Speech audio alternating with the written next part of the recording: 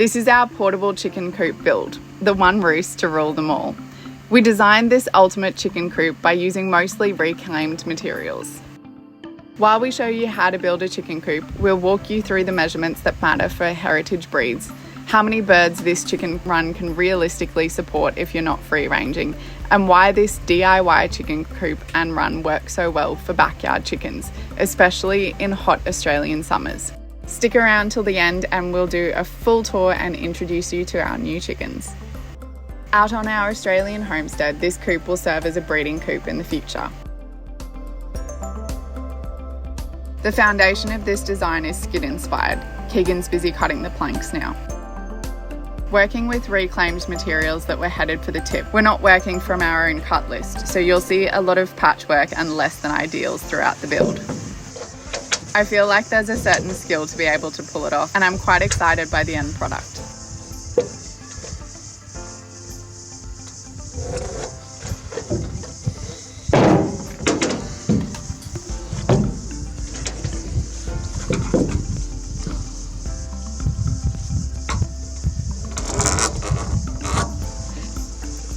One of our long-term goals is to have a full workshop out here at Wayback Estate.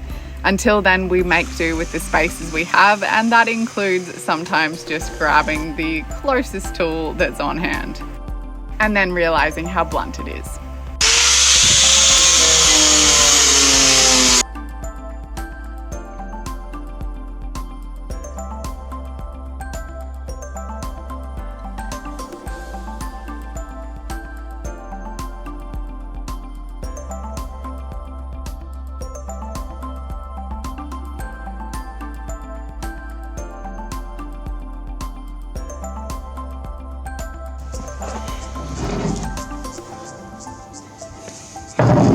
Part of the skid-based inspiration for this build was so that it would be easy to move, whether that was by hand towed behind a tractor, mower, or car.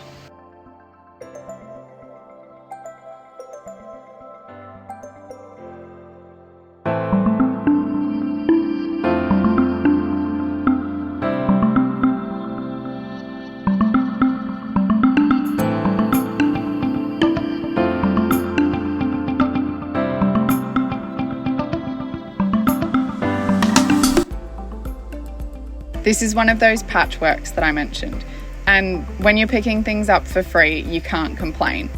Usually your uprights would be one single piece. In this instance, Keegan's working with part pieces. He'll extend the height of the roosting box a little later.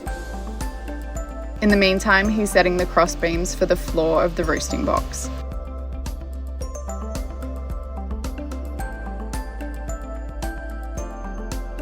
And a quick weight check. Because of the type of materials that we're using for this build, obviously it's going to be a lot heavier than if we'd gone out and bought all the materials ourselves. Paint, fittings and fixtures are some of the things that we did splurge on for this build. Considering I'm wearing my trusted painting shirt, we might as well thank Bunnings for all of those purchases, because that's where we bought all of our consumables for this build.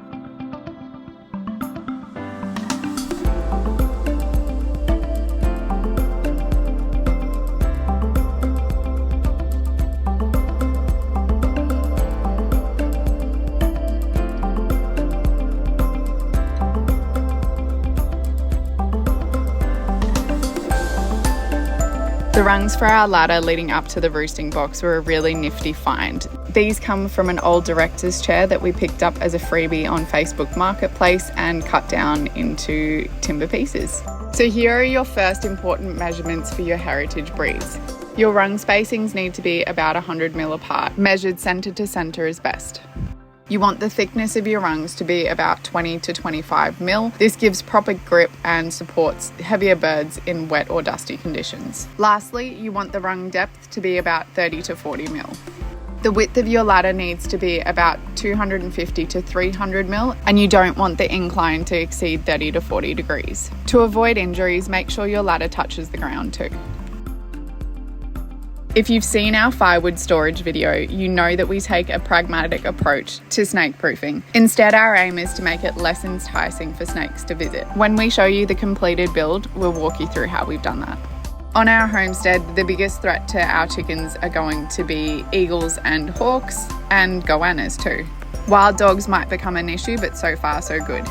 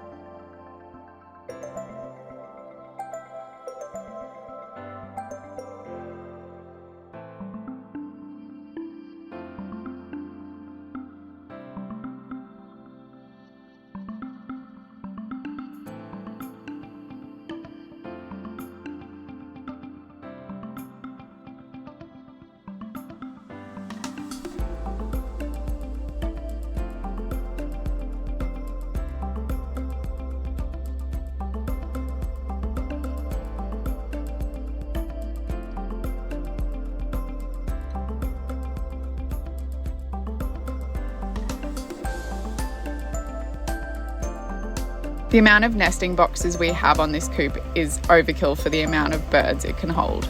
If free ranging is a part of your routine, the next max capacity is based on the roosting space. For us, with 2 perches, we could easily fit 5 to 7 chickens. You only need 1 nesting box for every 3 to 4 hens. In terms of measurements, you want the entrance to your nesting box to be about 200 to 250 mil wide and high, and you also want an entrance lip, which would be about 50 to 75 mil, and that's to stop any of the bedding escaping.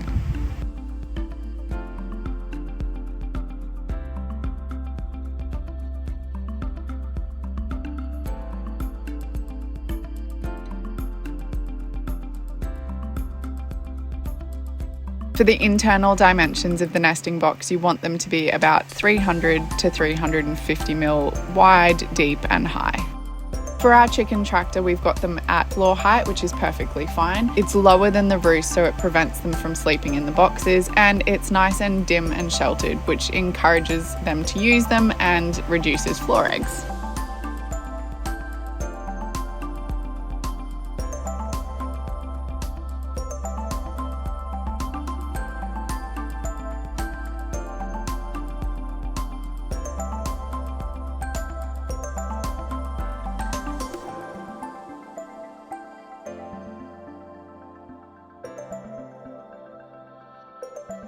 Ventilation is key for any chicken coop. Many coop builds either overventilate and create drafts or underventilate and trap heat and ammonia. We have 6 low vents bringing fresh air in and an opening at the highest point of the roof to let hot air out. This setup allows the coop to ventilate itself without fans or power. The 6 intake vents are below the roost height, not directly aimed where the birds sleep.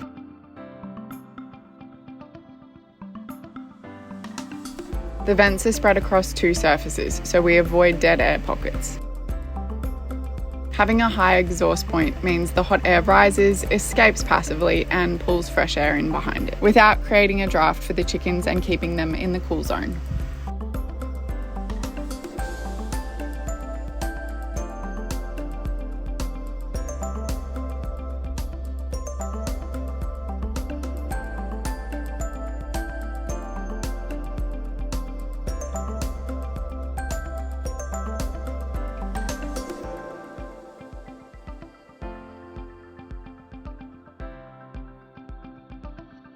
It's all coming together and soon it'll just be the finishing touches.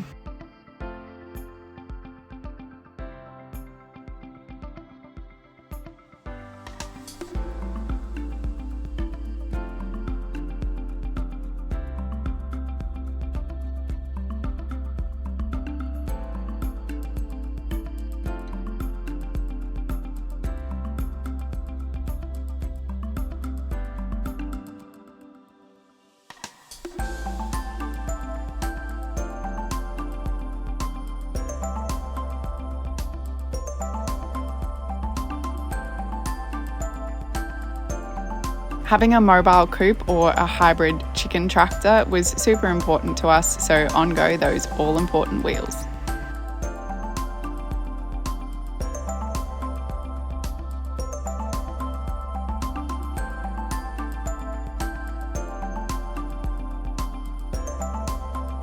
This contraption is quite unique to our build, and you'll get to see it when we do the walkthrough a little later. Hopefully it gives you a bit of inspiration for your own build.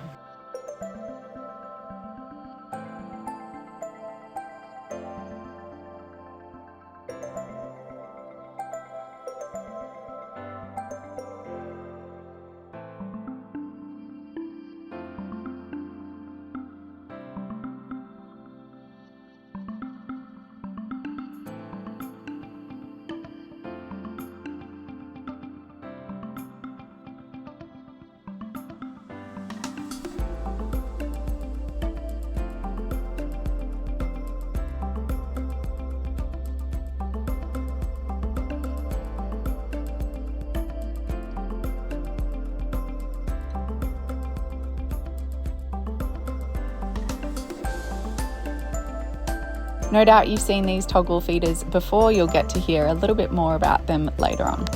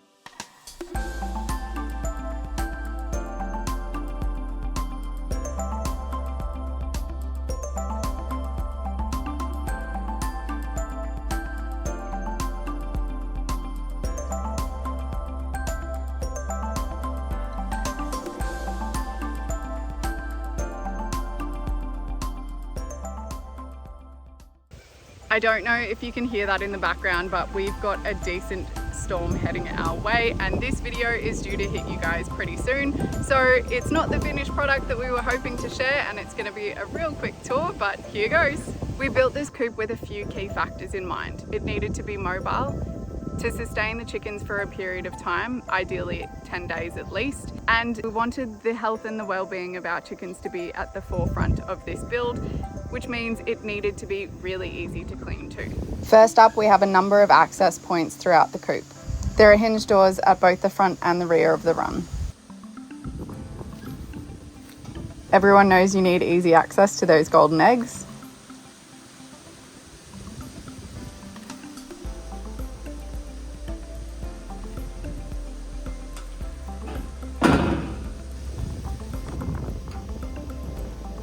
We've also got two full-size doors on either side of the roosting box for ease of access when we clean out the deep litter. The deep litter method adds to the low maintenance nature of our coop. We top it up once a week, and about every 3 months we'll clean it out completely.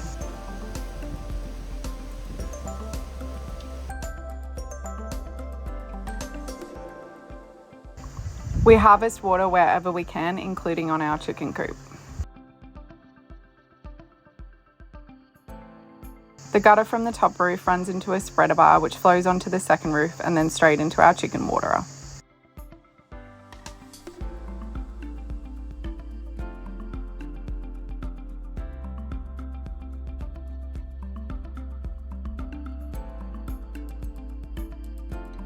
We also installed one of these mozzie stopper guards to keep the water as clean as possible and to keep the green tree frogs out of the pipes.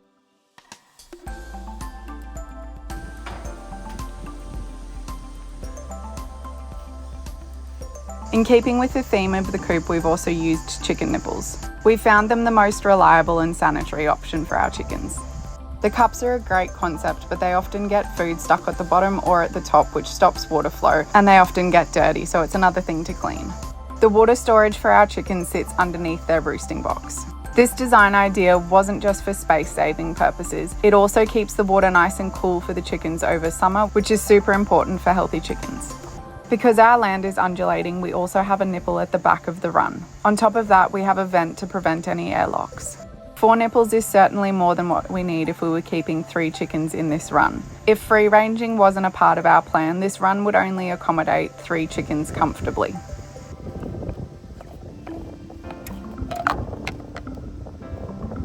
In these 3 canisters, we have more than enough food storage for over 10 days of feed. Conservatively, we work on about half a cup per chicken per day. These toggle feeders are really easy to train your chickens on. They also tend to be more rodent proof, which helps in keeping the snakes away too. This is the first time our new chickens had been exposed to chicken nipples, and after giving them a quick introduction, they took to them right away.